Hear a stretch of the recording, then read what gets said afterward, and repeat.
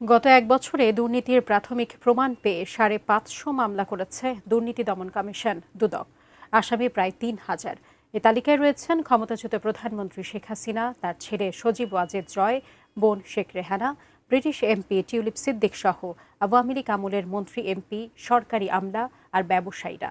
সংস্থাটির chairman doctor Mohammad Abdul Momen বলছেন, বাড়াবাড়ি করলে শাস্তি পেতে হয়। তাহমিদ সরব জানাচ্ছেন বিস্তারিত। গণ অভ্যুত্থানে শেখ হাসিনা সরকারের পতনের পর রাজধানী পূর্বাঞ্চল প্রকল্পে ৬টি প্লট বরাদ্দের দুর্নীতির প্রমাণ পেয়ে ক্ষমতাচ্যুত প্রধানমন্ত্রী শেখ হাসিনা, তার ছেলে সজীব ওয়াজেদ জয়, মেয়ে সাইমা ওয়াজেদ পুতুল, বোন শেখ রেহানা, বোনের মেয়ে টিউলিপ সিদ্দিক, ভাগ্নে রাদওয়ান মুজিব সিদ্দিক ববির বিরুদ্ধে মামলা করেছিল দুর্নীতি দমন কমিশন দুদক।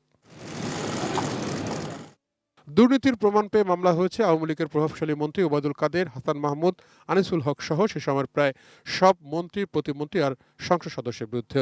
হাজার কোটি টাকা পাচারের প্রমাণ পেয়ে মামলা হয়েছে ব্যবসায়ী সালাম আহমেদ, আকবর সোবাহান সহ আলোচিত সমালোচিত বহু সচিব আর সরকারি কর্মকর্তার বিরুদ্ধেও। আরএফএল অডিটর, বাঁকা হয় না, ফাঁকা হয় না, আর ভাঙা এক কথায় অসম্ভব। এখন আমরা দুর্নীতি দমন কমিশনের যেসব মামলা মোকদ্দমা করছি, আপনি দেখবেন যে একটি উল্লেখযোগ্য অংশ রাজনৈতিক নেতৃবৃন্দের বিরুদ্ধে। রাজনৈতিক নেতৃবৃন্দের বিরুদ্ধে যদি মামলা হয়ে থাকে, তারা যদি দুর্নীতি করেন, তাহলে আমার তো প্রথম প্রশ্ন যে আমরা কাদেরকে নির্বাচিত করেছি? দুর্নীতিগ্রস্ত লোকজনকে নির্বাচন করব, একদিকে আমরা নির্বাচন নিয়ে নমিনেশন বাণিজ্য করব।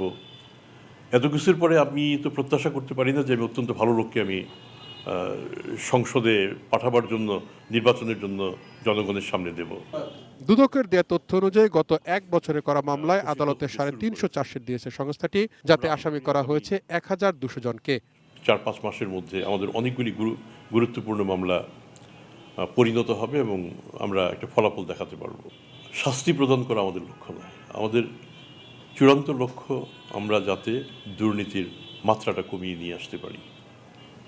এর মধ্যে যারা অতিরিক্ত বাড়াবাড়ি করবেন তাদের তো শাস্তি পেতেই হবে। সরকার প্রধান দুর্নীতি মুক্ত হলে তার প্রভাব দেশের সবার উপর পড়ে বলে মন্তব্য দুদক চেয়ারম্যানের। সরকারের যারা মন্ত্রী কিংবা একালে আমরা যাদের উপদেষ্টা বলি, আগামীতে আবার মন্ত্রী বলবো, তারা যদি দুর্নীতিমুক্ত হন, তাদের সচিবরা যদি দুর্নীতিমুক্ত হন, তাহলে দুর্নীতি করার সুযোগটা কোথায়? তাহিদ সৌরভ, এটিএন নিউজ, ঢাকা।